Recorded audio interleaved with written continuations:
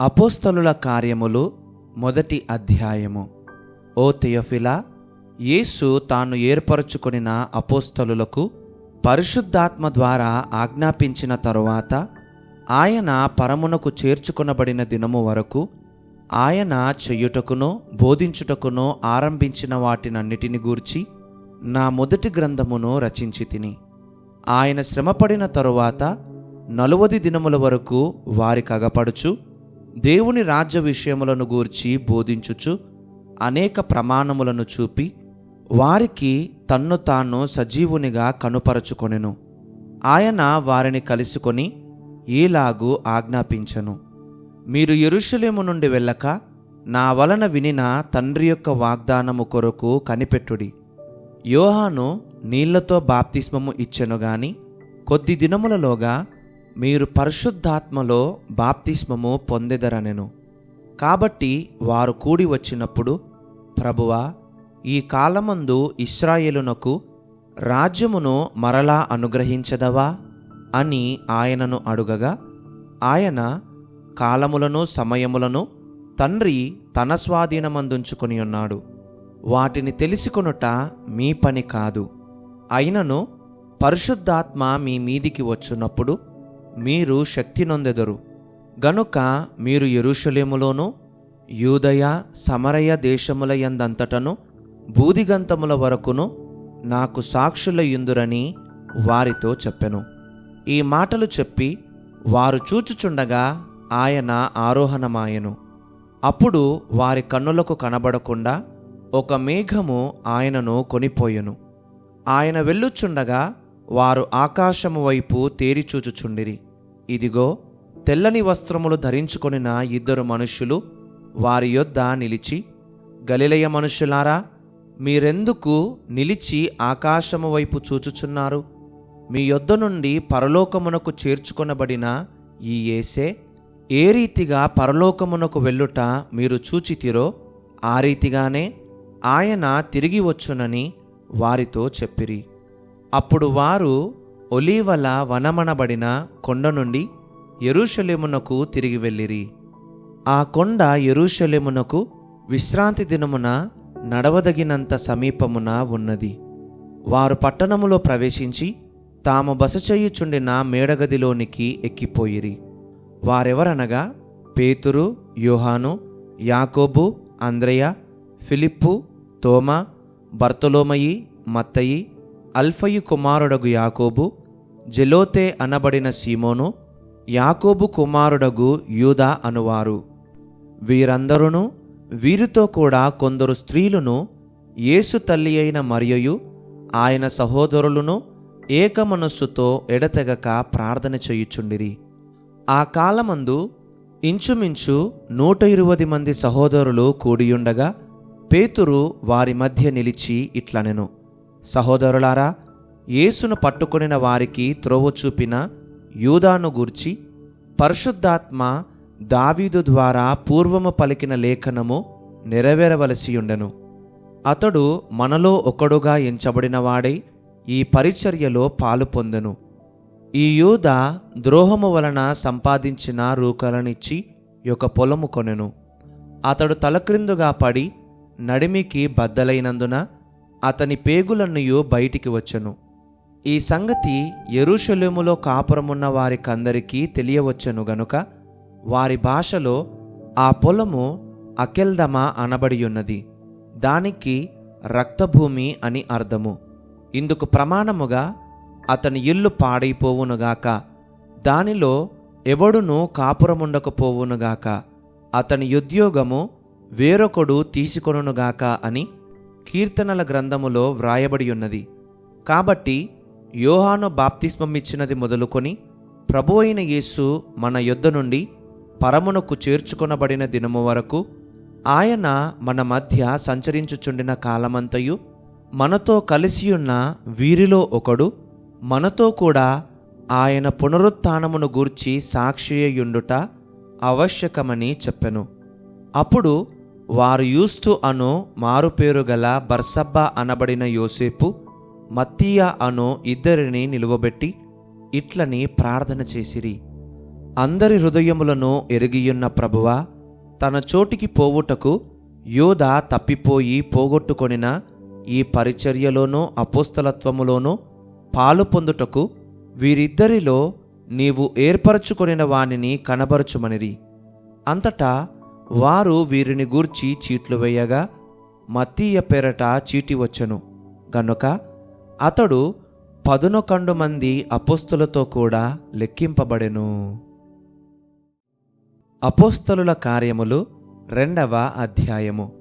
పెంతెకొస్తను పండుగ దినము వచ్చినప్పుడు అందరూ ఒకచోట కూడియుండిరి.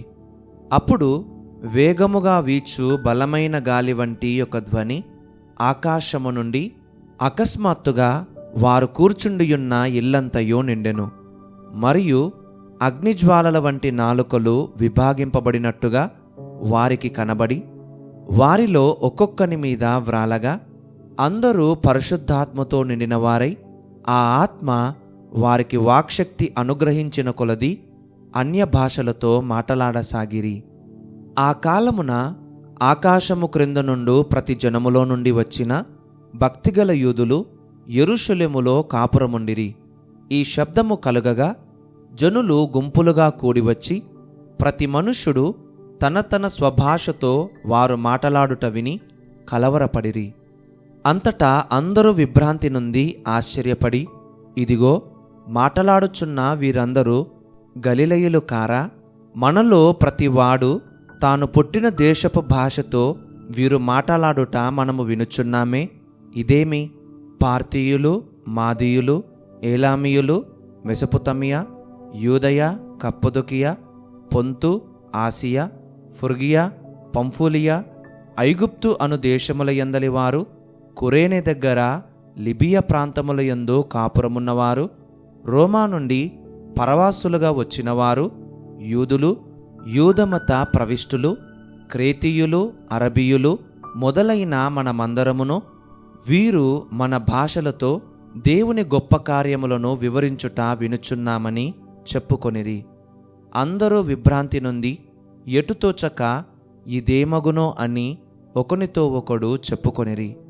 కొందరైతే వీరు క్రొత్త మద్యముతో నిండియున్నారని అపహాస్యము చేసిరి.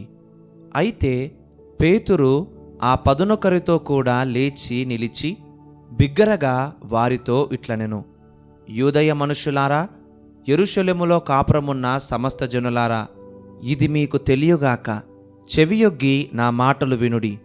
మీరు ఊహించున్నట్టు వీరు మత్తులు కారు, ప్రొద్దుబొడిచి జామైనా కాలేదు. యోవేలు ప్రవక్త ద్వారా చెప్పబడిన సంగతి ఇదే. ఏమనగా, అంత్యదినముల యందు నేను మనుష్యులందరి మీద నా ఆత్మను కుమ్మరించెదను. మీ కుమారులను మీ కుమార్తెలను ప్రవచించెదరు. మీ యవనులకు దర్శనములు కలుగును. మీ వృద్ధులు కలలు కందురు. ఆ దినములలో నా దాసుల మీదను నా దాసురాండ్ర మీదను నా ఆత్మను కుమ్మరించెదను గనుక వారు ప్రవచించెదరు. పైన ఆకాశమందు మహత్కార్యములను, క్రింద భూమి మీద సూచక క్రియలను, రక్తమును, అగ్నిని, పొగ, ఆవిరిని కలుగజేసెదను. ప్రభువు ప్రత్యక్షమగు ఆ మహాదినము రాకమునుపు సూర్యుడు చీకటిగాను చంద్రుడు రక్తముగాను మారుదురు. అప్పుడు ప్రభువు నామమును బట్టి ప్రార్థన చేయు వారందరూ రక్షణ పొందుదురు అని దేవుడు చెప్పుచున్నాడు. ఇశ్రాయేలు వారలారా, ఈ మాటలు వినుడి. దేవుడు నజరేయుడగు యేసు చేత అద్భుతములను, మహత్కార్యములను, సూచక క్రియలను మీ మధ్యను చేయించి ఆయనను తన వలన మెప్పు పొందిన వానిగా మీకు కనబరచెను. ఇది మీరే ఎరుగుదురు. దేవుడు నిశ్చయించిన సంకల్పమును, ఆయన భవిష్యత్ జ్ఞానమును అనుసరించి అప్పగింపబడిన ఈయనను మీరు దుష్టుల చేత సిలువ వేయించి చంపితిరి. మరణము ఆయనను బంధించియుంచుట అసాధ్యము గనుక దేవుడు మరణవేదనలు తొలగించి ఆయనను లేపెను. ఆయనను గూర్చి దావీదు ఇట్లనెను, నేనెల్లప్పుడూ నా ఎదుట ప్రభువును చూచుచుంటిని. ఆయన నా కుడి పార్శ్వమున నున్నాడు గనుక నేను కదల్చబడను. కావున నా హృదయము ఉల్లసించెను, నా నాలుక ఆనందించెను. మరియు నా శరీరము కూడా నిరీక్షణ కలిగి నిలకడగా ఉండును. నీవు నా ఆత్మను పాతాళములో విడిచిపెట్టవు, నీ పరిశుద్ధుని కుళ్ళుపట్టనీయవు. నాకు జీవమార్గములు తెలిపితివి, నీ దర్శనమనుగ్రహించి నన్ను ఉల్లాసముతో నింపెదవు. సహోదరులారా, మూలపురుషుడగు దావీదును గూర్చి మీతో నేను ధారాళముగా మాట్లాడవచ్చును. అతడు చనిపోయి సమాధి చేయబడెను. అతని సమాధి నేటి వరకు మన మధ్య నున్నది.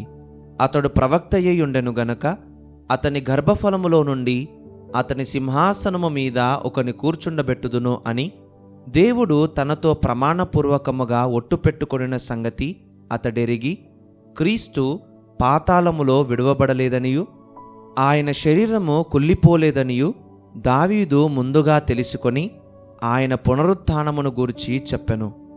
ఈ యేసును దేవుడు లేపెను, దీనికి మేమందరము సాక్షులము. కాగా ఆయన దేవుని కుడిపార్శ్వమున హెచ్చింపబడి పరిశుద్ధాత్మను గూర్చిన వాగ్దానమును తండ్రి వలన పొంది మీరు చూచుచూ వినుచునున్న దీనిని కుమ్మరించియున్నాడు. దావీదు పరలోకమునకు ఎక్కిపోలేదు, అయితే అతడిట్లనెను, నేను నీ శత్రువులను నీ పాదముల క్రింద పాదపీఠముగా ఉంచు వరకు నీవు నా కుడిపార్శ్వమున కూర్చుండమని ప్రభువు నా ప్రభువుతో చెప్పెను. మీరు సిలువ వేసిన ఈ యేసునే దేవుడు ప్రభువుగాను క్రీస్తుగాను నియమించెను. ఇది ఇశ్రాయేలు వంశమంతయు రూఢిగా తెలిసికొనవలనని చెప్పెను. వారు ఈ మాట విని హృదయములో నొచ్చుకొని, సహోదరులారా, మేమేమి చేతుమని పేతురును కడమ అపోస్తలులను అడుగగా, పేతురు, మీరు మారుమనస్సు పొంది పాపక్షమాపణ నిమిత్తము ప్రతివాడు యేసుక్రీస్తు నామమున బాప్తిస్మము పొందుడి. అప్పుడు మీరు పరిశుద్ధాత్మ అను వరము పొందుదురు. ఈ వాగ్దానము మీకును మీ పిల్లలకును దూరస్తులందరికీ, అనగా ప్రభువైన మన దేవుడు తన యొద్దకు పిలిచిన వారికందరికీ చెందునని వారితో చెప్పెను. ఇంకను అనేక విధములైన మాటలతో సాక్ష్యమిచ్చి, మీరు మూర్ఖులగు ఈ తరము వారికి వేరై రక్షణ పొందుడని వారిని హెచ్చరించెను. కాబట్టి అతని వాక్యము అంగీకరించిన వారు బాప్తిస్మము పొందిరి. ఆ దినమందు ఇంచుమించు 3,000 మంది చేర్చబడిరి. వీరు అపోస్తలుల బోధయందును సహవాసమందును రొట్టె విరుచుటయందును ప్రార్థన చేయుటయందును ఎడతెగకాయుండిరి. అప్పుడు ప్రతి వానికిని భయము కలిగెను. మరియు అనేక మహత్కార్యములను సూచక క్రియలను అపోస్తలుల ద్వారా జరిగెను. విశ్వసించిన వారందరూ ఏకముగా కూడి తమకు కలిగినదంతయు సమష్టిగా ఉంచుకొనిరి. ఇదియుగాక వారు తమ చెరస్థిరాస్తులను అమ్మి అందరికిని వారి వారి అక్కర కొలది పంచిపెట్టిరి. మరియు వారేకమనస్కులై ప్రతిదినము దేవాలయములో తప్పక కూడుకొనుచు ఇంటింటా రొట్టె విరుచుచు దేవుని స్తుతించుచు ప్రజలందరి వలన దయ పొందిన వారై ఆనందముతోనూ నిష్కపటమైన హృదయముతోనూ ఆహారము పుచ్చుకొనుచుండిరి. మరియు ప్రభువు రక్షణ పొందుచున్న వారిని అనుదినము వారితో చేర్చుచుండెను. అపోస్తలుల కార్యములు 3వ అధ్యాయము. పగలు 3 గంటలకు ప్రార్థన కాలమున పేతురును యోహానును దేవాలయమునకు ఎక్కి వెళ్ళుచుండగా, పుట్టినది మొదలుకొని కుంటివాడైన ఒక మనుష్యుడు మోసికొని పోబడుచుండెను. వాడు దేవాలయంలోనికి వెళ్ళువారిని భిక్షమడుగుటకు కొందరు ప్రతిదినము వానిని శృంగారమును దేవాలయపు ద్వారమునొద్ద ఉంచుచూ వచ్చిరి. పేతురును యోహానును దేవాలయములో ప్రవేశింపబోవున్నప్పుడు వాడు చూచి భిక్షమడుగగా, పేతురును యోహానును వానిని తేరిచూచి మా తట్టు చూడుమనిరి. వాడు వారి యొద్ద ఏమైనా దొరుకునని కనిపెట్టుచు వారి యందు లక్ష్యముంచెను. అంతట పేతురు, వెండి బంగారములు నా యొద్ద లేవుగాని నాకు కలిగినదే నీకిచ్చుచున్నాను. నజరేయుడైన యేసుక్రీస్తు నామమున నడువుమని చెప్పి వాని కుడి చెయ్యి పట్టుకొని లేవనెత్తెను. వెంటనే వాని పాదములను చీలమండలును బలము పొందెను. వాడు దిగ్గున లేచి నిలిచి నడిచెను. నడుచుచు గంతులు వేయుచు దేవుని స్తుతించుచు వారితో కూడా దేవాలయములోనికి వెళ్ళెను. వాడు నడుచుచు దేవుని స్తుతించుట ప్రజలందరూ చూచి, శృంగారమును దేవాలయపు ద్వారమునొద్ద భిక్షము కొరకు కూర్చుండినవాడు వీడే అని గుర్తెరిగి, వానికి జరిగిన దానిని చూచి విస్మయముతో నిండి పరవశులైరి. వాడు పేతురును యోహానును పట్టుకొని ఉండగా ప్రజలందరూ విస్మయముంది సొలొమోనుదను మంటపములో ఉన్న వారి యొద్దకు గుంపుగా పరుగెత్తి వచ్చిరి. పేతురు దీనిని చూచి ప్రజలతో ఇట్లనెను, ఇశ్రాయేలీయులారా, మీరు వీని విషయమై ఎందుకు ఆశ్చర్యపడుచున్నారు? మా సొంత శక్తి చేతనైనను భక్తి చేతనైనను నడువను వీనికి బలమిచ్చినట్టుగా మీరెందుకు మా తట్టు తేరిచూచుచున్నారు? అబ్రహాము, ఇస్సాకు, యాకోబు అనువారి దేవుడు అనగా మన పితరుల దేవుడు తన సేవకుడైన యేసును మహిమపరచియున్నాడు. మీరాయనను అప్పగించితిరి. పిలాతు ఆయనను విడుదల చేయుటకు నిశ్చయించినప్పుడు మీరు అతని ఎదుట ఆయనను నిరాకరించితిరి. మీరు పరిశుద్ధుడును నీతిమంతుడునైన వానిని నిరాకరించి నరహంతకుడైన మనుష్యుని మీకు అనుగ్రహింపమని అడిగితిరి. మీరు జీవాధిపతిని చంపితిరి గాని దేవుడు ఆయనను మృతులలో నుండి లేపెను. అందుకు మేము సాక్షులము. ఆయన నామమందలి విశ్వాసము మూలముగా ఆయన నామమే మీరు చూచి ఎరిగియున్న వీనిని బలపరచెను. ఆయన వలన కలిగిన విశ్వాసమే మీ అందరి ఎదుట వీనికి ఈ పూర్ణ స్వస్థత కలుగజేసెను. సహోదరులారా, మీరును మీ అధికారులను తెలియక చేసితిరని నాకు తెలియను. అయితే దేవుడు తన క్రీస్తు శ్రమపడునని సమస్త ప్రవక్తల నోట ముందుగా ప్రచురపరచిన విషయములను ఈలాగు నెరవేర్చెను. ప్రభువు సముఖము నుండి విశ్రాంతి కాలములు వచ్చునట్లును మీ కొరకు నియమించిన క్రీస్తు యేసును ఆయన పంపునట్లును మీ పాపములు తుడిచివేయబడు నిమిత్తమును మారుమనస్సు నుండి తిరుగుడి. అన్నిటికీ కుదురుబాటు కాలములు వచ్చునని దేవుడు ఆది నుండి తన పరిశుద్ధ ప్రవక్తల నోట పలికించను. అంతవరకు యేసు పరలోక నివాసి అయ్యుండుట ఆవశ్యకము. మోషే ఇట్లనెను, ప్రభువైన దేవుడు నా వంటి యొక్క ప్రవక్తను మీ సహోదరులలో నుండి మీ కొరకు పుట్టించును. ఆయన మీతో ఏమి చెప్పినను అన్ని విషయములలో మీరాయన మాట వినవలెను. ఆ ప్రవక్త మాట విననివాడు ప్రజలలో ఉండకుండా సర్వనాశనమగుననెను. మరియు సమూయేలు మొదలుకొని ఎందరు ప్రవక్తలు ప్రవచించిరో వారందరూ ఈ దినమును గూర్చి ప్రకటించిరి. ఆ ప్రవక్తలకును దేవుడు అబ్రహాముతో, నీ సంతానమందు భూలోక వంశములన్నీయు ఆశీర్వదింపబడునని చెప్పి మీ పితరులతో చేసిన నిబంధనకును మీరు వారసులై ఉన్నారు. దేవుడు తన సేవకుని పుట్టించి మీలో ప్రతి వానిని వాని దుష్టత్వము నుండి మళ్లించుట వలన మిమ్మును ఆశీర్వదించుటకు ఆయనను మొదట మీ యొద్దకు పంపెనని చెప్పెను.